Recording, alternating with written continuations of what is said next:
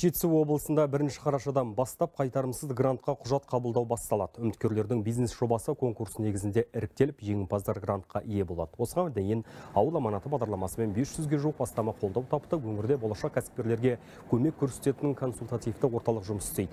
Ондағы мамандар конкурсқа қатысушылардың жобасын қарап, есеп-қисабын шығарып береді. Мемлекеттік грант иегерлерінің дені ауыл шаруашылығы саласында кәсіп бастаған арасында жеңіл өнеркәсіпті қолға алғандар да бар. Мәселен, Қалакөл ауданының тұрғыны Айгүл Құсман қайтарымсыз қаражатқа техника алып, көрпе жастық тігу ісін жолға қойды. Ол қазір 10 шақты адамды тұрақты жұмыспен қамтып отыр. Біз қазір өзіміздің аудан көлемін ғана қамтамасыз етіп тұрмыз.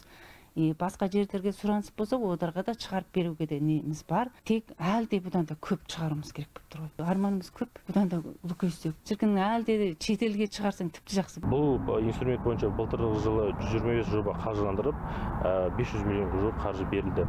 Қазір уақытта өңірлік даму қорының мониторинг отчетіне сәйкес, осы 125 жобаның 96 жобасы іске асырылып, жұмысын істеп отыр. Ол әрине біздің облысымызға өте жақсы көрсеткіш болып табылады.